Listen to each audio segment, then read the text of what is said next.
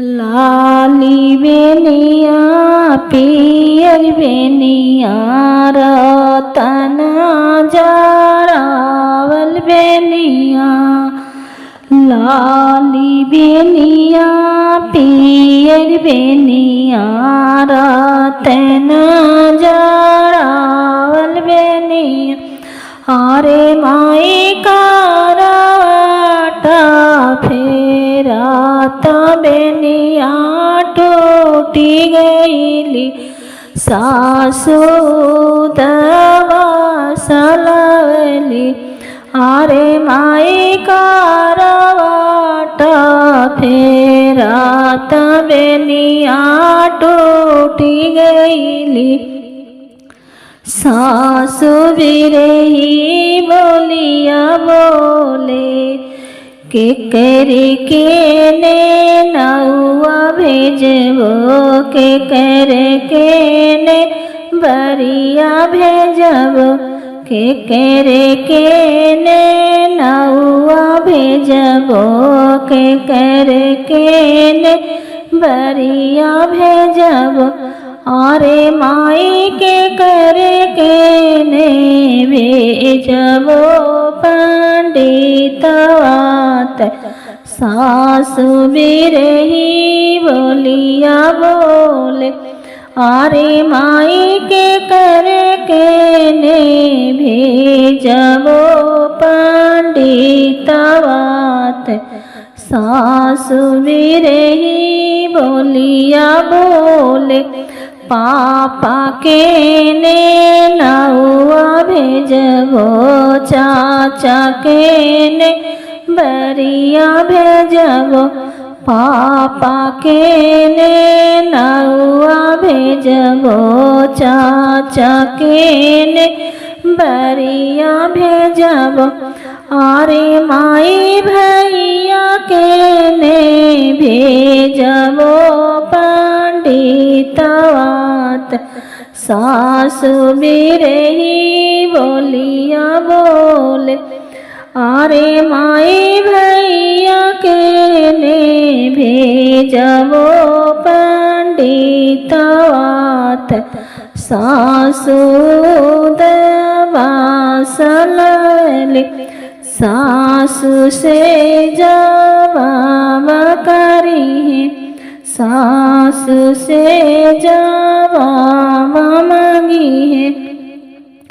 पापा अइले धावल धूपले चाचा अइले बेचायन भय। पापा अइले धावल धूपले चाचा अइले बेचायन भइल। आरे माई भैया अइले घोड़वा सवार भइल सासु से जवाब मंगले। आरे माई भैया अइले घोड़वा सवार भइल सासु से जवाब मंगले। हाथिया चास दिहनी घोड़ावा पाचास दिहनी। हाथिया चास दिहनी घोड़ावा पाचास दिहनी। आरे सासु नावाला रुपिया नागाद दिहनी। काहे बिरही बोलिया बोले।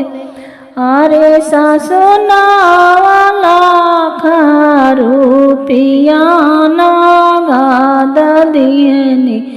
काहे उदवा सलवलू हाथिया से घोड़ावा दिहला रुपिया 9 लाख दिहला। हाथिया से घोड़ावा दिहला रुपिया 9 लाख दिहला।